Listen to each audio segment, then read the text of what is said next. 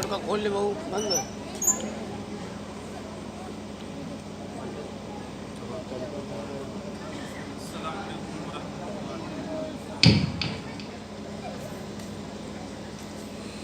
الحمدللہ رب العالمین وبہ نستعین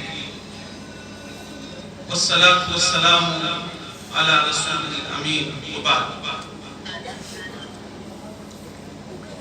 قال اللہ تبارک و تعالی فی القرآن العظیم وما آتاکم الرسول فخذوه وما نهاکم عنه فانتهوا وقال النبي صلى الله عليه وسلم كل أمتي يدخلون الجنة إلا من أبى قيل ومن أبى يا رسول الله چھڑکا قال اسٹینڈ من أطاعني دخل الجنة تو چلا بتا دے کوئی چلو ومن عصاني فقد أبى رواه البخاري رب اشرح لي صدري ويسر لي امري واحلل عقدة من لساني يفقهوا قولي رب زدني علما چھڑکا والا بند ہے نا ہاں تب چالو نہیں رہا سیٹی لیتا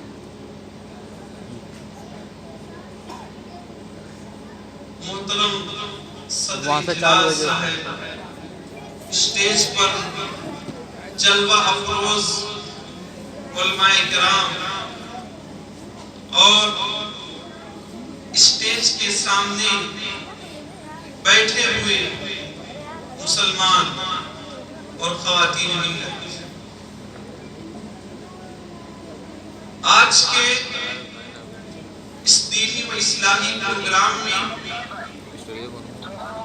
انشاءاللہ اتباع رسول کے تعلق سے گفتگو کرنے کی کوشش کروں گا اللہ رب العالمین سے دعا ہے کہ مجھے حق بات کہنے کی اور ہم سب کو اس پر عمل کرنے کی توفیق دے آمین دنیا میں اللہ رب العالمین نے ایک عظیم اصول بنایا ہے اور وہ اصول ہے اطیعوا اللہ و اطیعوا الرسول اطاعت ہوگی تو اللہ کی اطاعت ہوگی تو رسول اللہ کی اللہ کی اور رسول کی ہی چلے گی دنیا میں اپنے آپ کو دانشور مفکر اور دوسرے القاب سے ملقب افراد کی نہیں چلے گی چلے گی تو اللہ کی بات چلے گی تو رسول اللہ کی بات چلے گی اسی لیے اللہ نے ارشاد فرمایا وَمَا آتَاكُمُ الرَّسُولُ فَخُذُوهُ کہ اے کائنات میں بسنے والے انسانوں اللہ کے رسول تم کو جو چیزیں دیں ان کو لے لو عبادت کا معاملہ ہو تجارت کا معاملہ ہو اخلاق کا معاملہ ہو زندگی کے چاہے جس ڈپارٹ سے کسی مسئلے کا تعلق ہو رسول اللہ صلی اللہ علیہ وسلم کے فرمان آ جانے کے بعد اس کی طرف لبک پڑو اور دوڑ پڑو وَمَا آتَاكُمُ الرَّسُولُ فَخُذُوهُ اور اس کو اپناؤ وَمَا نَهَاكُمْ عَنْهُ فَانْتَهُوا اور اللہ کے حبیب حضرت محمد مصطفیٰ صلی اللہ علیہ وسلم جن چیزوں سے روک دیں ان سے رک جاؤ کہیں ایسا نہ ہو کہ اللہ کے رسول سے آگے بڑھنے کے پاداش میں دنیا میں تمہیں ذلت اٹھانی پڑے اور آخرت میں ذلیل و خوار ہو کر جہنم میں جانا پڑے معزز سامعین کرام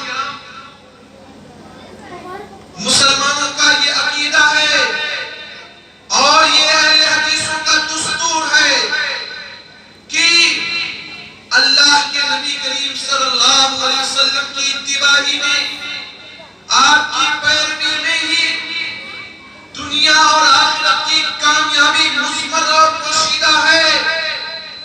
اگر کسی اور کے پیچھے چلنے کی کوشش کی گئی، کسی اور کے پیچھے لوگ اگر بھاگے اور کسی اور کے دامن کو پکڑنے کی کوشش کرے تو دنیا میں بھی وہ انسان ذلیل ہوگا اور آخرت میں بھی تباہی اس کے مقدر ہوگا۔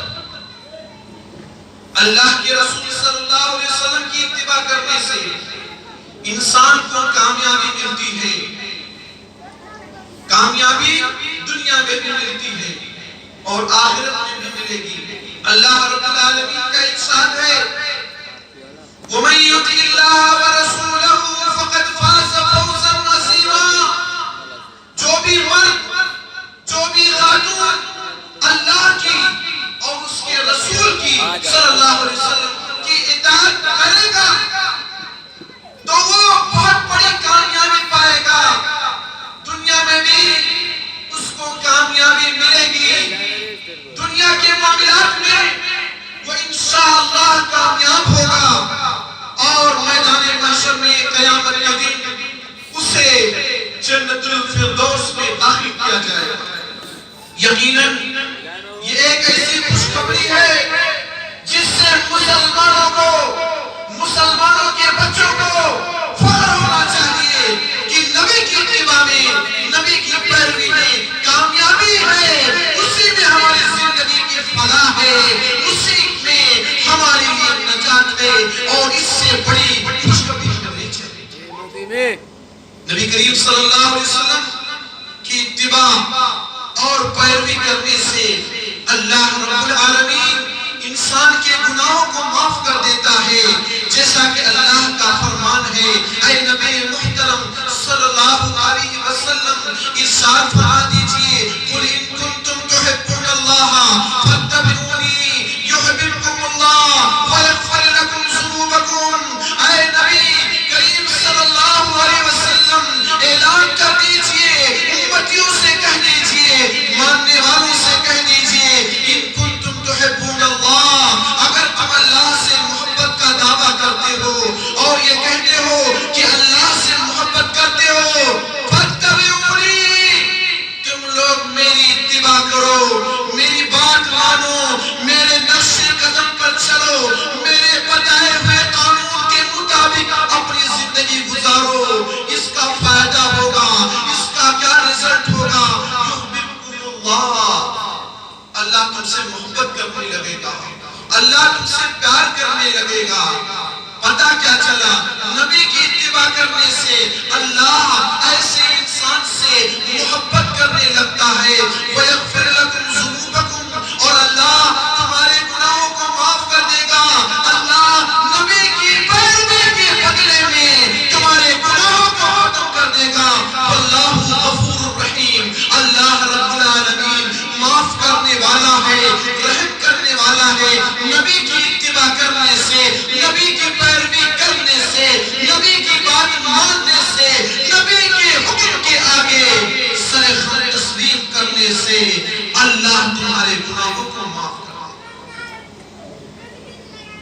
اسی طرح سے نبی کی اتباع جو کرے گا، نبی کریم صلی اللہ علیہ وسلم کی جو بات مانے گا، اسے جنت میں داخل کیا جائے گا، اور جو نبی کی بات سے انکار کرے گا، نبی کے حکم آ جانے کے بعد اپنی سنے گا، اپنے اماموں کے پیچھے بھاگے گا، اپنے بزرگوں کے پیچھے بھاگے گا، وہ انسان جہنم میں جائے گا۔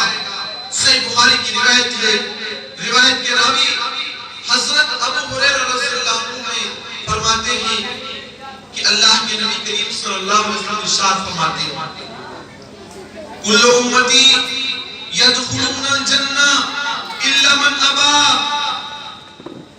میری امت کے سارے افراد جنت میں چلے جائیں گے الا یہ کہ جو انکار کرے۔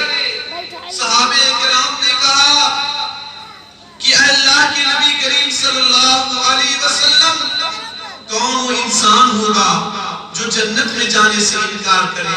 کسی کو جنت مل رہی ہو, کسی کو جنت میں داخلہ مل رہا ہو, وہ انسان انکار کیسے کرے گا؟ اللہ کے نبی کریم صلی اللہ علیہ وسلم نے ایک اصول بتلایا, ایک ضابطہ بتلایا, کہا من اتانی دخل الجنہ, جو میری اطاعت کرے گا, میری بات مانے گا, دخل الجنہ, جنت میں داخل ہوگا. ومن عصانی فقد ابى, جو میری نافرمانی کرے گا, گویا وہ انکار کر رہا ہے, گویا وہ جنت میں جانے سے انکار کر رہا ہے. لہٰذا اس انسان کو دوزخ میں داخل کر دیا جائے. صحیح بخاری کی اس روایت سے پتہ چلتا ہے کہ نبی کی پیروی کرنے سے, نبی کی بات ماننے سے, نبی کے حکم کو تسلیم کرنے سے, نبی کے قانون کو فالو کرنے سے, نبی کے فیصلے سے راضی ہونے سے اللہ ایسے انسان کو جنت نصیب کر دیتا ہے.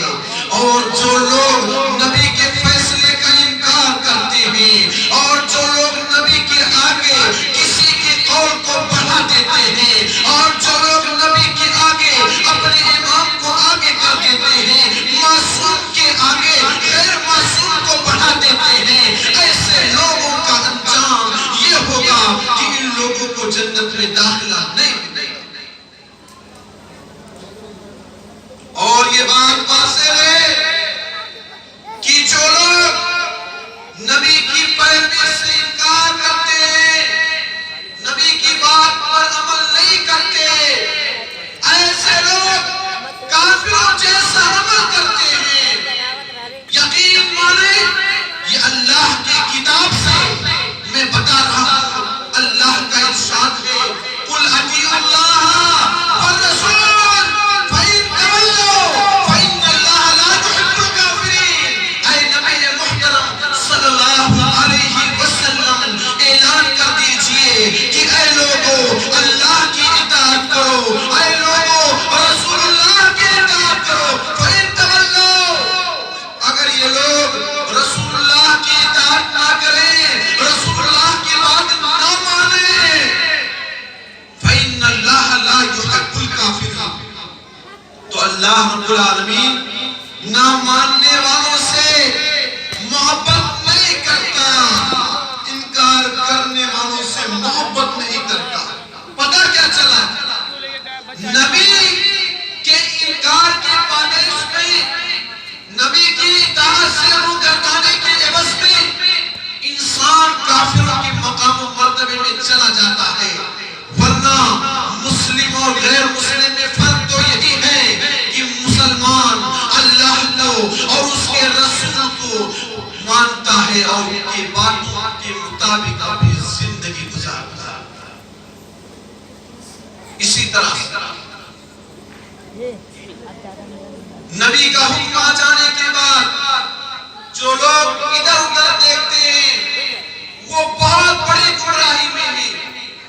اللہ رب العالمین کا ارشاد ہے, وَمَا كَانَ لِلْمُؤْمِنٍ وَلَا مُؤْمِنَةٍ إِذَا قَضَى اللَّهُ وَرَسُولُهُ أَمْرًا أَن يَكُونَ لَهُمُ الْخِيَرَةُ. کسی مسلمان مرد کے لیے, کسی مسلمان خاتون کے لیے یہ جائز نہیں ہے کہ اللہ اور اس کے رسول کے فیصلے کے بعد اپنی بات رکھے.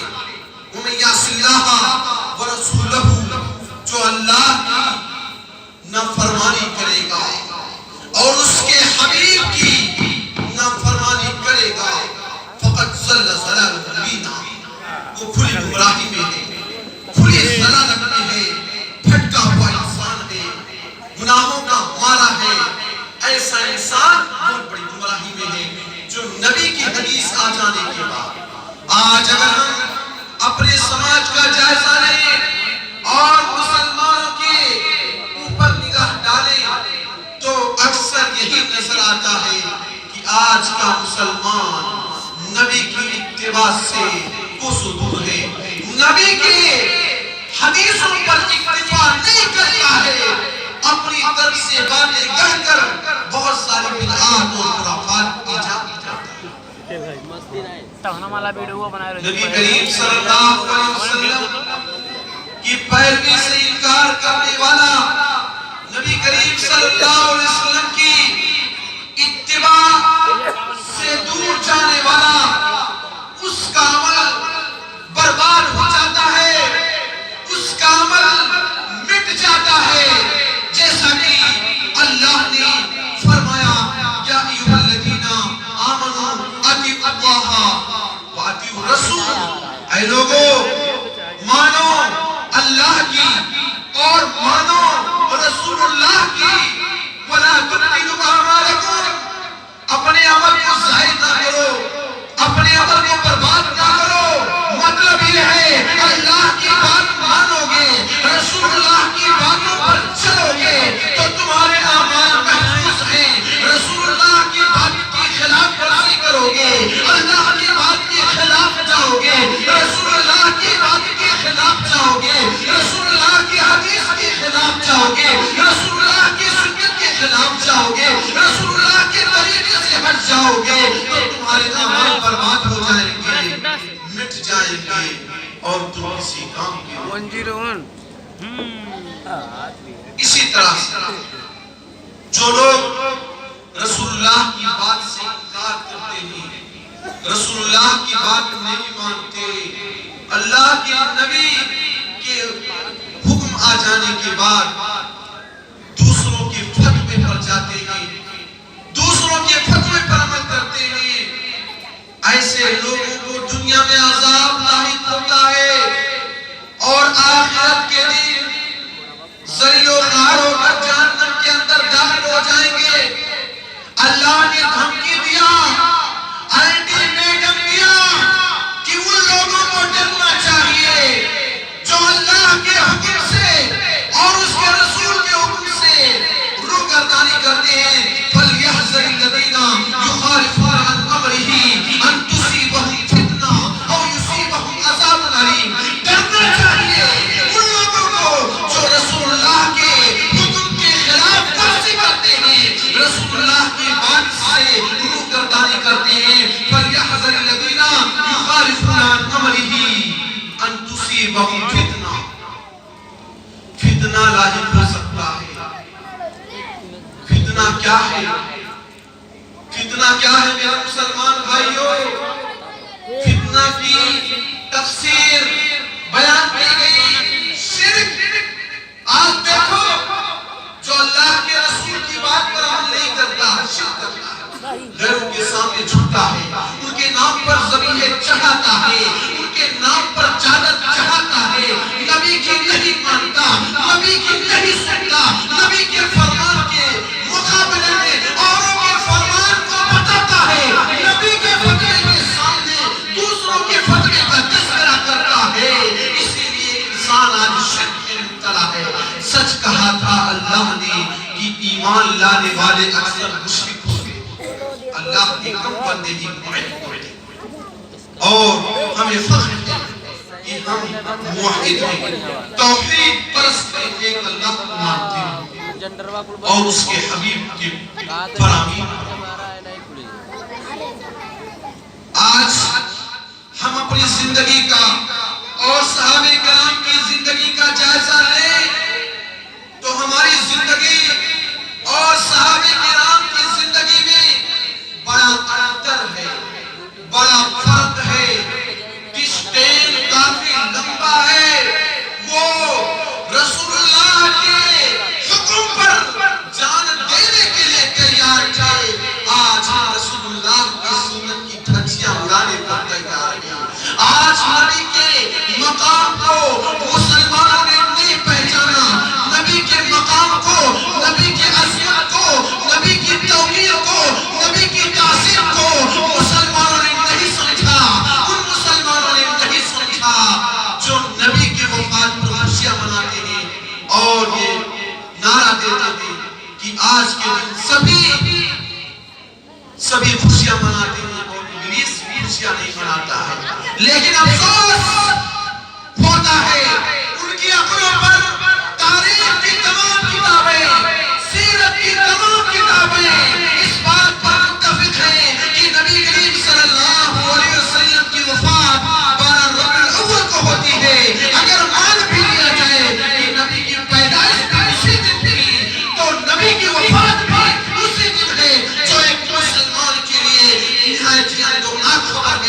اس وقت تو عمر بن خطاب نبی کی وفات کو ماننے کے لیے تیار نہیں تھے.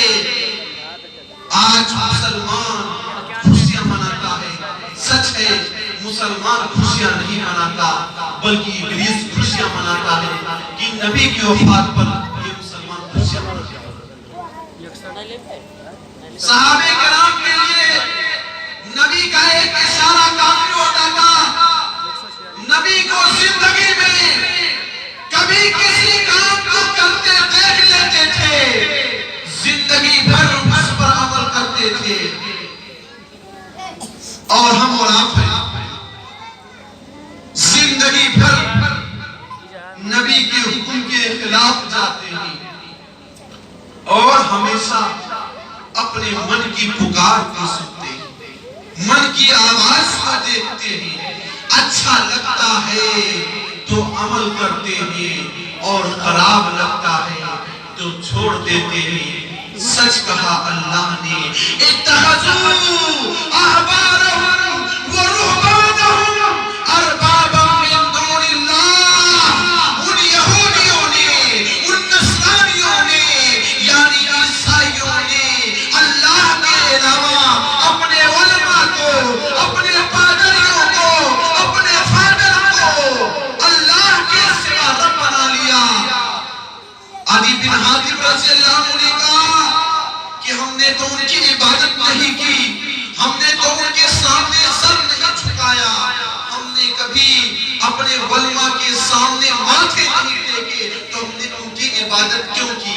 اللہ کے نبی کریم صلی اللہ علیہ وسلم ارشاد فرماتے ہیں, کیا علماء جن کو حلال کر دیتے تھے جبکہ اللہ نے حرام کیا تھا تو تم لوگ حلال نہیں مان لیتے تھے؟ اور اللہ نے کسی کو حلال کیا تھا اور تمہارے علماء اس کو حرام کہہ دیتے تھے تو کیا اپنے علماء کی بات نہیں مانتے تھے؟ کہا ہاں یہ تو مانتے ہیں.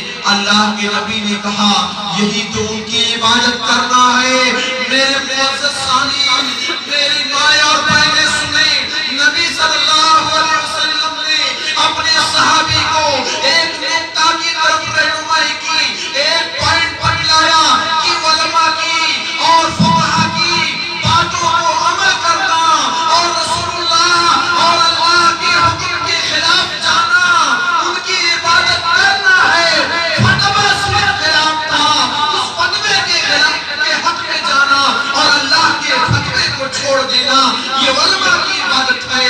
لیکن افسوس ہے اس زمانے کے مسلمان مردوں پر, اس زمانے کے مسلم خواتین پر کہ آج ماتھا بھی ٹیک دیتے ہیں, چادر بھی چڑھا دیتے ہیں اور کہتے ہیں کہ وہ اللہ والے ہیں, رسول اللہ والے. عجب قصہ, عجب کہانی. نبی نے تو اللہ کے حکم کے آگے علماء اور پادریوں کے فتوے کو کھڑے کرنے کو غیر اللہ کی عبادت قرار دیا. اور آج کے نونہار مسلمان سجدہ بھی کرتا ہے غیر کے نام پر, ذبیحہ بھی پیش کرتا ہے غیر کے نام پر, اور فخر سے کہتا ہے کہ ہم مسلمان ہیں. یہ مسلمان ہیں جنہیں دیکھ کے شرمائے ہوئے. کیسا ایمان, کیسا معاہدہ. ہم نے آج اللہ کی اس طرح قدر نہیں کی, رسول اللہ کی اس طرح قدر نہیں کی جیسا قدر کرنا چاہیے. میں آپ لوگوں کے سامنے اتباع رسول کا ایک واقعہ پیش کرتا ہوں, ذرا غور سے سنیں. سنن ترمذی کی روایت ہے یا ابو داؤد کی روایت ہے. حضرت ابو سعید خدری رضی اللہ عنہ کہتے ہیں ایک مرتبہ اللہ کے نبی کریم صلی اللہ علیہ وسلم ہم کو نماز پڑھا رہے تھے, ہم نماز پڑھ رہے تھے. اتنے میں ہم دیکھتے ہیں کہ اللہ کے نبی کریم صلی اللہ علیہ وسلم اپنے جوتے کو نکال کر سائیڈ میں رکھ دیتے. صحابہ کرام بھی جوتے پہن کر نماز پڑھ رہے تھے. نماز کی حالت میں نبی کریم صلی اللہ علیہ وسلم کو جوتا نکال کر دیکھتے ہیں, صرف دیکھتے ہیں. صحابہ کرام نے اپنے جوتوں کو نکال دیا. اللہ کے نبی کریم صلی اللہ علیہ وسلم نماز سے فارغ ہوتے ہیں، سوال کرتے ہیں ما حملکم علی القاء نعالکم، اے میرے صحابہ کس چیز نے تم لوگوں کو تمہارے جوتے نکالنے پر مجبور کر دیا؟ کیا مجبوری تھی کہ تم لوگ جوتے نکال دیے؟ میرے معزز مسلمان بھائیو سنو ان کا جواب کیا تھا اور آج ہمارا جواب کیا ہوگا؟ ان کا جواب تھا رَأَيْنَاكَ أَلْقَيْتَ نَعْلَيْكَ فَأَلْقَيْنَا نِعَالَنَا، کہ ہم نے آپ کو جوتے نکالتے دیکھا بس ہم نے اپنے جوتوں کو نکال دیا۔ ہم پہلے عمل کریں گے بعد میں پوچھیں گے کیوں اور کیسے، اور آج کہتے ہیں کیوں اور کیسے، بعد میں موقع ملے گا تو عمل کریں گے۔ اللہ کے نبی نے کہا بات یہ تھی کہ میرے جوتے میں کچھ گندگی لگی ہوئی تھی، جبریل امین نے خبر دیا تو ہم نے جوتے کو نکال دیا، یہ مجبوری میری تھی۔ لیکن صحابہ کرام کے جذبے کو دیکھے کہ ان لوگوں نے نبی کریم صلی اللہ علیہ وسلم کو جوتا نکالتے دیکھا تو فوراً نکال دیا۔ ہمارے اور آپ کی طرح سے ہوتے تو سوچتے ارے بھائی ہم کیوں نکالیں، اللہ کی نبی کی مجبوری ہوگی، ہم طرح طرح سے سوچتے، لیکن وہ لوگ نبی کو کرتے دیکھ لیتے تھے فوراً مسلمان ہوتا۔ اسی طرح سے معمولی چیزوں میں نبی کی پیروی کرتے تھے۔ حضرت ابو ایوب انصاری رضی اللہ عنہ کو کون نہیں جانتا؟ یہ وہ صحابی ہیں جن کو رسول اللہ کی مہمان نوازی کرنے کا شرف حاصل ہوا۔ وہ بتلاتے ہیں کہ اللہ کے نبی کریم صلی اللہ علیہ وسلم کے پاس وہ کھانا بھیجتے تھے، آپ صلی اللہ علیہ وسلم اسے تناول فرماتے تھے۔ ایک مرتبہ کی بات ہے آپ صلی اللہ علیہ وسلم کھانا نہیں کھائے اور چھوڑ دیے، ہم دیکھتے ہیں تو ہم عرض کرتے ہیں کہ اللہ کے نبی کریم صلی اللہ علیہ وسلم آج آپ نے کھانا نہیں کھایا، کیا وجہ ہے، کیا بات ہے کہ آج آپ نے کھانا نہیں کھایا؟ اللہ کے نبی کریم صلی اللہ علیہ وسلم کے ساتھ فرماتے ہیں کھانے میں لہسن تھا، اور چونکہ میں فرشتے سے گفتگو کرتا ہوں، یعنی میرے پاس وہی کا فرشتہ آتا ہے تو اس کی بو جو ہوتی ہے وہ فرشتے کو اچھی نہیں لگتی ہے، اسی لیے میں نے لہسن نہیں کھایا۔ آپ نے وجہ بھی بتلا دی کہ میں اس لیے نہیں کھا رہا ہوں کیونکہ میرے پاس فرشتے کا آنا جانا ہے، فرشتے کو میرے اس لہسن کی بو اچھی نہیں لگے گی تو نہیں آئے گا، لہٰذا میں نے اس لیے نہیں کھایا۔ سنو حضرت ابو ایوب انصاری رضی اللہ عنہ کہتے ہیں فَإِنِّي أَكْرَهُ مَا كَرِهْتَ يَا رَسُولَ اللَّهِ، اے اللہ کے رسول صلی اللہ علیہ وسلم آپ جس چیز کو ناپسند کر رہے ہیں میں بھی آج کے بعد کبھی بھی لہسن نہیں کھاؤں گا۔ صرف نبی کو دیکھا کہ آپ نہیں پسند فرمائے، صحابہ کرام نے اس کو کر دیا۔ ہم اور آپ اپنی زندگیوں کا جائزہ لیں، اپنے اعمال کا جائزہ لیں، بڑی کمیاں ہیں، بڑی کوتاہیاں ہیں، کن کن کمیوں کی طرف اشارہ کیا جائے، کن کن کوتاہیوں کی طرف اشارہ کیا جائے۔ ایک مرتبہ اللہ کے نبی کریم صلی اللہ علیہ وسلم نعم الرجل خریم الاسد لولا طول جمته واسبار ازاره، کیا ہی بہترین آدمی ہے خریم الاسد، اگر ان کے اندر دو کمیاں نہ رہے تو بہت اچھی آدمی۔ اللہ کے نبی کریم صلی اللہ علیہ وسلم یہ بات کسی مجلے میں کہتے ہیں، یہ بات ان تک پہنچتی ہے، دو کمیاں کیا ہیں؟ اللہ کے نبی کا بال بڑے لمبے لمبے اور ازار ٹکنے کے نیچے رہتا ہے،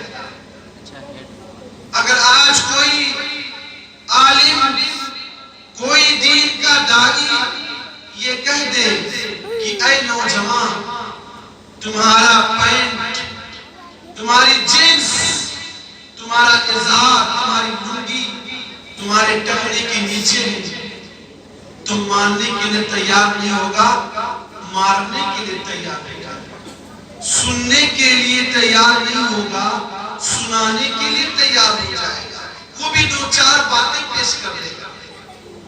جب یہ بات خریم الاسدی رضی اللہ عنہ تک پہنچتی ہے، فوراً قینچی اٹھاتے ہیں، اپنے بال کو کاٹ دیتے ہیں۔ ہم اور آپ ہوتے تو کہتے نہیں، بال کی خوبصورتی ختم ہو جائے گی، چلو جا کر باربر کے پاس جا کر بال بنوائیں۔ اپنے ہاتھ سے بالوں کو کاٹ دیتے ہیں اور اپنے ہاتھ سے ازار کو کاٹ دیتے ہیں اور نصف پڈلی تک ازار کو کر لیتے ہیں۔ معزز سامعین، کہنے کا مطلب یہ ہے، نبی نے کہا ان کے اندر دو کمیاں ہیں، فوراً دو کمیوں کو دور کر لیتے ہیں۔ میں پوچھتا ہوں، آج ہمارے اندر یہ کمیاں ہیں، ہمارے نوجوانوں کے اندر کمیاں ہیں، بالوں کے رکھنے کا انداز نرالا ہے، ایسا نرالا کہ جانور سے بھی بدصورت کو بال نظر آتا ہے۔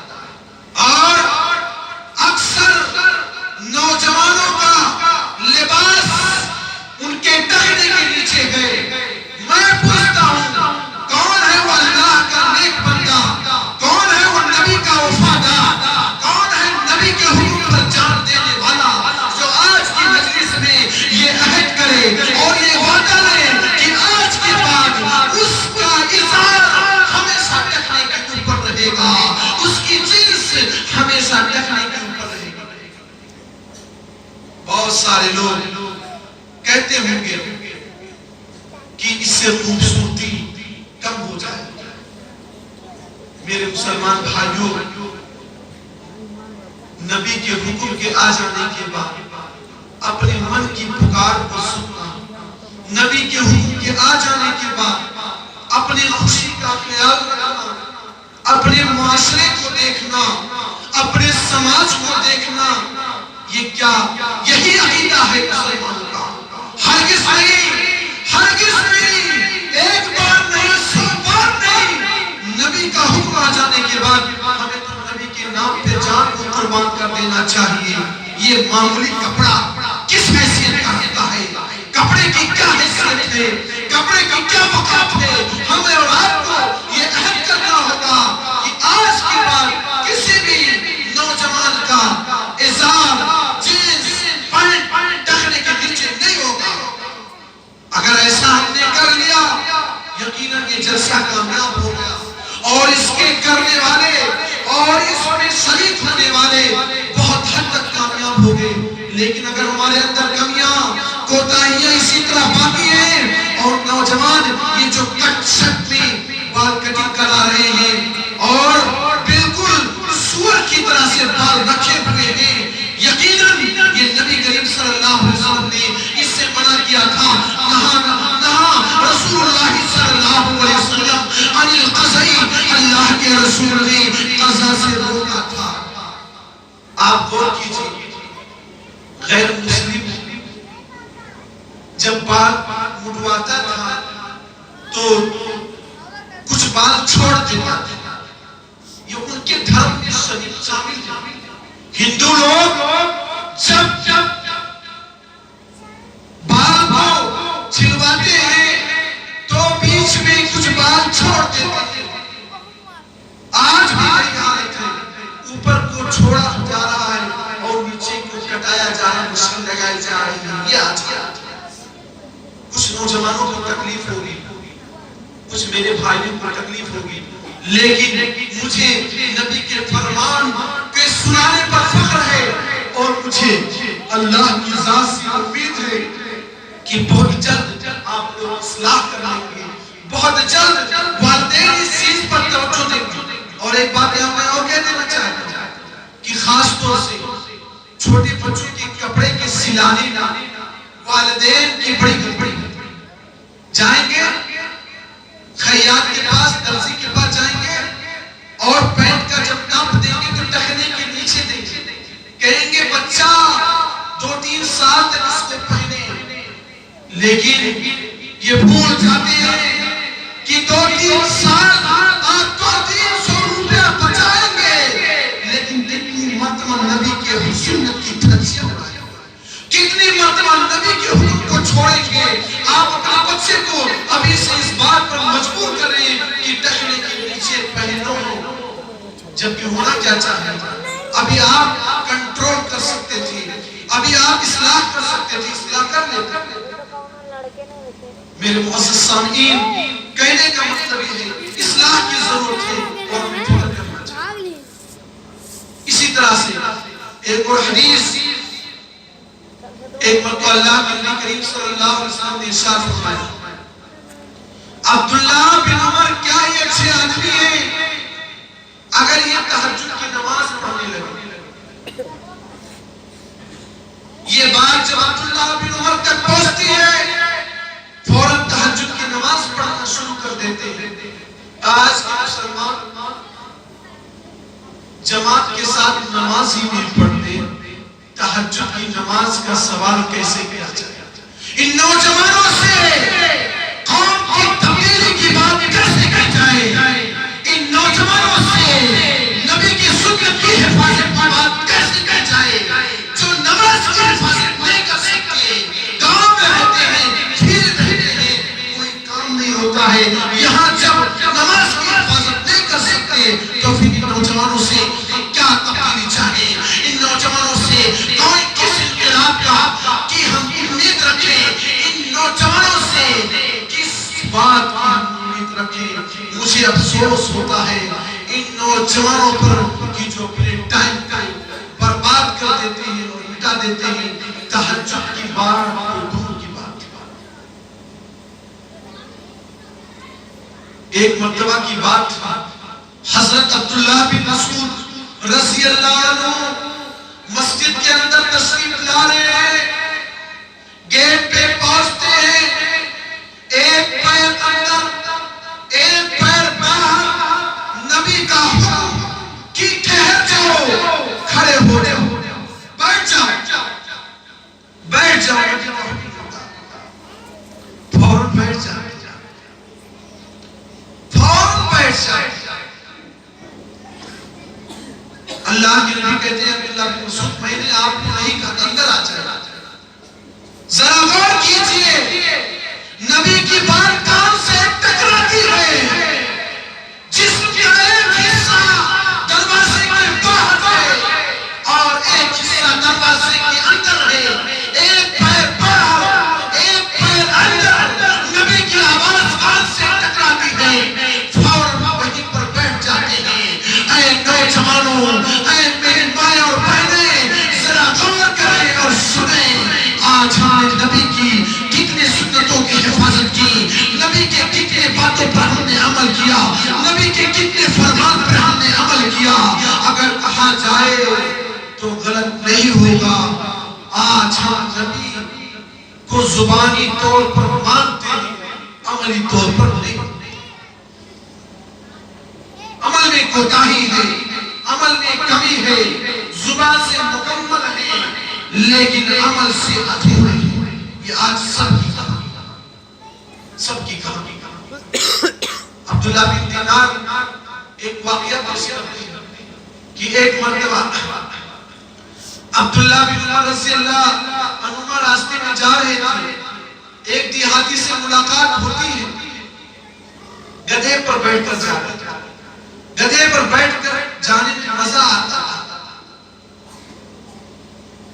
جب دیہاتی آدمی سے ملاقات کرتے ہیں، سلام کرتے ہیں، اپنے سر سے پگڑی اٹھا کر اس کو دے دیتے ہیں اور گدھا بھی اس کو دے دیتے ہیں، سواری بھی اپنی اس کو دے دیتے ہیں۔